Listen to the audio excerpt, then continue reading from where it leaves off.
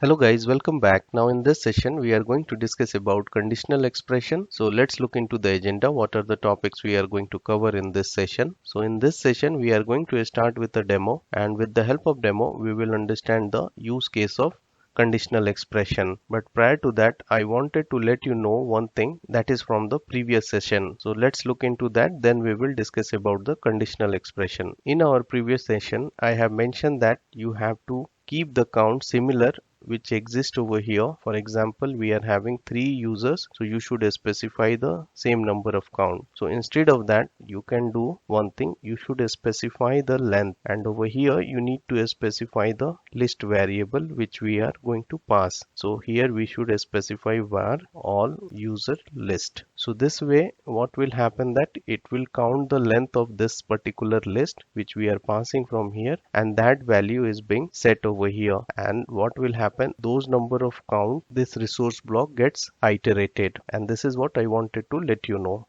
So now let's proceed further. So guys, now let's discuss about the conditional expression. So guys, to know about the conditional expression, I am using this base setup where we will understand the requirement and then we will write the code which is specific to the requirement. If you closely look into this requirement, then you will find that according to the environment type, the instance gets created. If it becomes prod, then t2 dot extra large instance gets created. Apart from that, if any of the environment is there, for example dev, test and whatever, it should create the t2 dot micro. So here you will see that we are having a condition.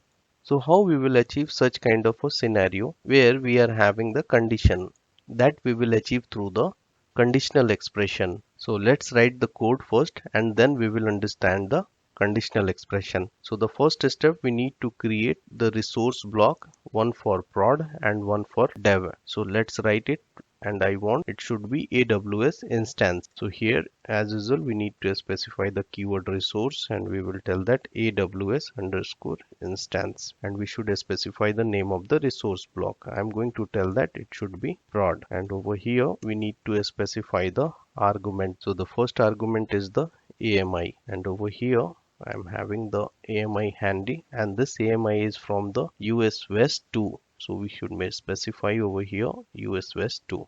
Now the next step, we need to specify the instance type. So over here we need to tell that instance underscore type, and over here we should specify it should be t2.xlarge. This is for production configuration. Now I am going to repeat the same code for dev, but we will do some changes. So over here I will specify, for example dev, and for this case I want to create t2.micro. So now the scenario is it should create t2.xlarge instance when it finds that user is passing prod to the variable. So now we have done the first level of setup. So now the next step, we need to create a variable from which we will pass whether this is a prod environment or whether it is another environment, and as per that it will create the instance type.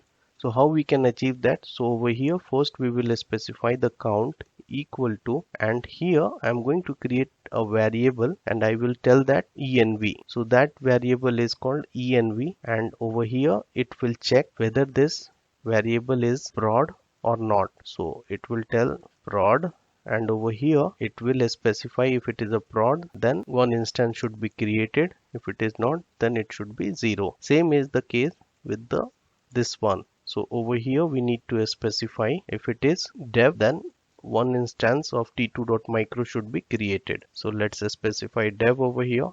So now let's create the variable.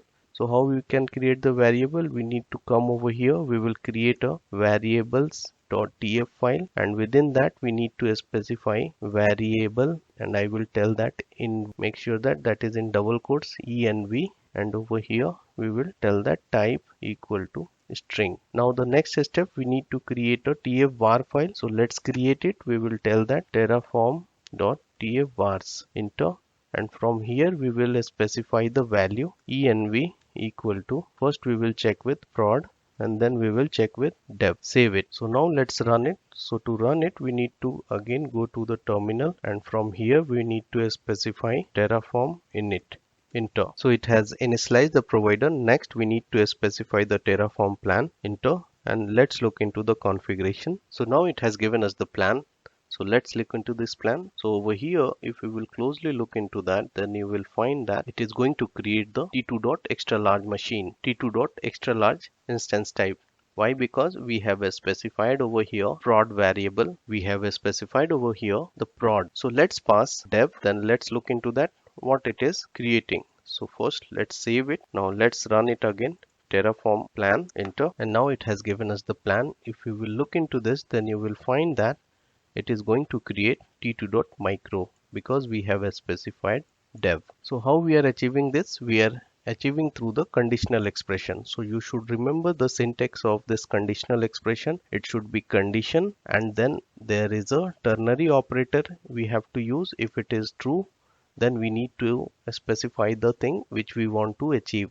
For this case, I am specifying 1 over here, and if it is false, the thing which we want to achieve. For this case, we are specifying 0. That means we don't want to create any kind of a resource when it is failing condition, and together it is called conditional expression within Terraform. And this is what I wanted to demonstrate you in this session. So now let's conclude this session. So guys, in this session we have started with a demo, and with the help of that demo we have understand the use case of conditional expression. So on this note, I am stopping over here. See you in the next session. Till then, bye bye, take care.